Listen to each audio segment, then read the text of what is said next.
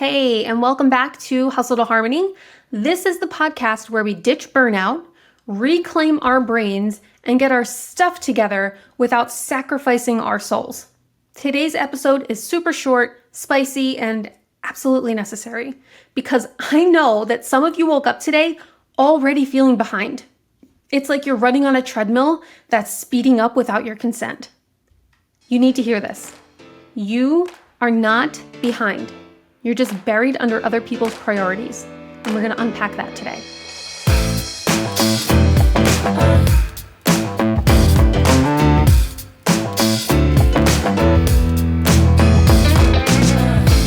We have been conditioned to believe that our worth is tied to how productive we are. How fast can we check a box? How available are we? How many damn tabs do we keep open in our brains? So when we feel overwhelmed or unproductive, we immediately blame ourselves. I should be further along. I need to get my stuff together. Everyone else is so successful. What's wrong with me? But let me ask you something.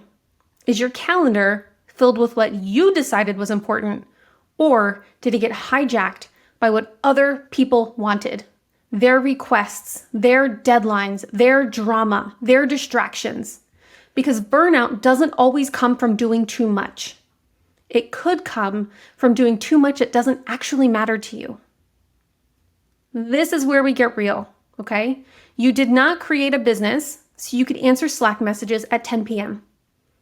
You didn't build a brand so you could spend your days in back-to-back meetings solving other people's problems. Unless that's part of what you do. But here you are, you're chasing goals that aren't yours. Right? Overcommitting to collaborations that you don't actually care about. Saying yes to things that sound really, really good maybe 3 months ago. Here's the thing. That overloaded calendar is not a sign of ambition. It's a lack of boundaries. The chronic distractions aren't a focus issue. It's a filtering issue. The resentment that you have bubbling under the surface, the snappy sentences that you give when someone asks you a simple question, that's your intuition telling you that you just lost sight of your own path. And it's not all your fault, okay? You have been rewarded, maybe and probably even praised for being a reliable person, the helper, the fixer, the go-to. But at some point, that helping turns into self-abandonment. And that is absolutely not sustainable. So what are we going to do? Step 1, I want you to audit your calendar, okay? Open it up and go day by day and ask yourself, every task, did I choose this? Does this move my vision forward? Who actually benefits from this? Okay? Step 2, identify what your non-negotiables are and then protect them because your peace actually depends on you protecting your non-negotiables. Okay? Step 3, filter every single request, meeting, collaboration, favor through this question. Does this serve me, stretch me, or just suck my energy? And if it's the third one, it's an absolute hard and fast no. So if you've gone to a coffee meetup with somebody and when you left, you were like, ugh, that person, right? And they're calling you to do another coffee meetup, the answer is no. Because it does nothing for you, right? And if it's not benefiting you, they shouldn't want to have it either. You know what I mean? It should be reciprocity, all right? I did this with coffee chats way back in the day. I haven't been on a coffee chat in ages because I absolutely hated them.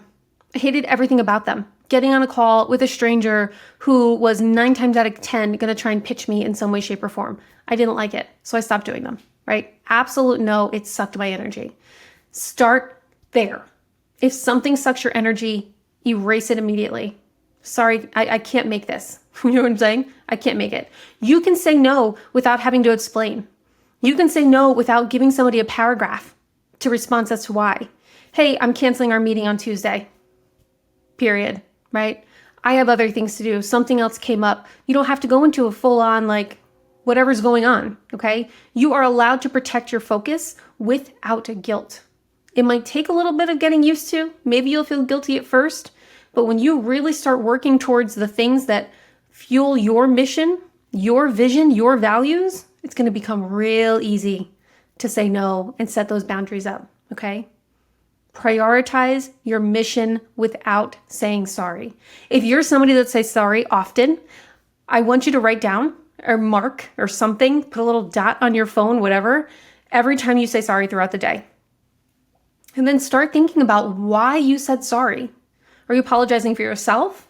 Or are you apologizing because of how somebody else might feel because of the space that you're taking up? Think on that one, okay? You are not behind. Wherever you are right now in business is exactly where you're meant to be. You're just buried under other people's priorities. And you have full permission to dig yourself the hell out. If this episode hit you at all in the gut, in the best way possible, send it to another high achiever who needs this reminder. And if you're ready to unbury yourself with strategy, structure, and a nervous system respecting way to lead your business, comment below or send me a DM with the word focus, and I'll talk to you about the focus authority protocol that I have coming up. Let's stop building businesses that bury us. It's time to build ones that hold us.